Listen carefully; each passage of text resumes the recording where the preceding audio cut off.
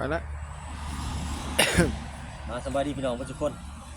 ทั้ง FC เนาะบอกว่าทั้งไกลทั้งใกล้แล้วทั้งเนื้อและไตทั้งพี่น้องกัมพูชาเนาะนี่เฮ็ดหูงัวพี่น้องสิเฮ็ดโอ๊บกินมือเนาะหางัวนี่พี่น้องทายพี่น้องเพิ่นได้ไกลๆนี่นี่เด้กำลังเตรียมเอากำลังสิเฮ็ดกินไว้กินมื้ออื่นพี่น้องเอ้ยเอางัวดังงัวหางัวพี่น้องเฮ็ดโอ๊บไว้ซื้อของตลาดพี่น้องเอ้ยอาหารบ้านเฮาพี่น้องพี่น้องก็ได้ก็แซ่บบอกว่าทั้งไก่ทั้งเนื้อแซ่บพี่น้องไทยเอารับส้มใส่ไปเลยผักแดดไปเลยมาเสียฟักโลดในใดมันสิได้กินนะผักแล้วว้ามันก็สุดยอดอันนี้อบหูงัวอบดังงัวอบพางงัวสุดยอดเลยพี่น้องสิเอ้ยคันมีผู้สาวมายินเหล้ายินเบียร์นี่แห้งคักแห้งขี้แซ่บเข้าไปอีกน้องทั้งใดอยากคันมีมืออ่อนส่องบ่กินใส่สงครามคันมีมืออ่อนมายินเบียร์นี่โอ้แห้งแซ่บเลยนี่นี่ตอนรับเนาะพี่น้องเนาะว่าสิไก่ทั้งไก่เด้อตามมาเบิ่งผู้ค้าเป็นกำลังใจให้ผู้ค้าเข้ามาติดตามทาง Facebook และ YouTube เนาะพี่น้องเอ้ยนี่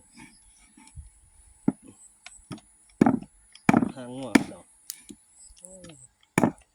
มันก็มีกระดูกเนาะหางมันนี่เนาะนี่แหละพี่น้องเชฟอบหาจานตะกะแตนกิน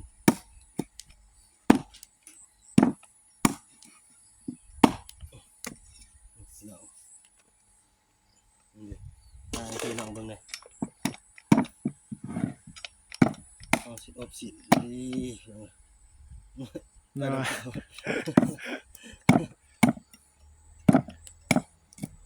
โอ้เสียวคลิปยาววันพอละติพอละติบ่ยาวโอ้2 นาทีโอ้อันยาวหลายมันก็บ่ลงนี่ YouTube โอ้พอแล้วแหละห้างใหญ่ด้วยพี่น้องมันสุดยอดเลย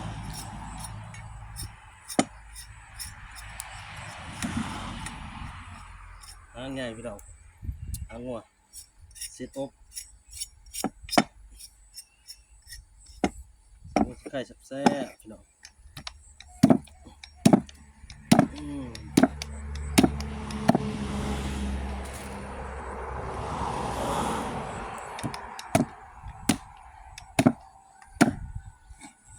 แต่ตี3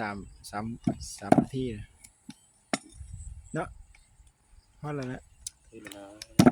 โอ้โหสิเอาจนแล้วหมดนี่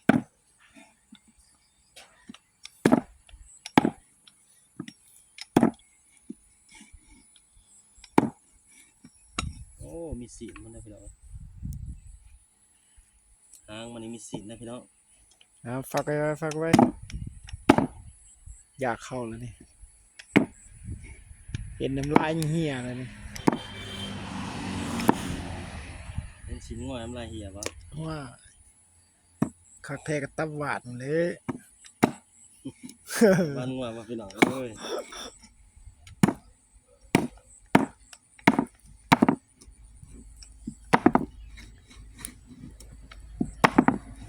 เอาพี่น้องคิดดีก็พอสำนี้แหละ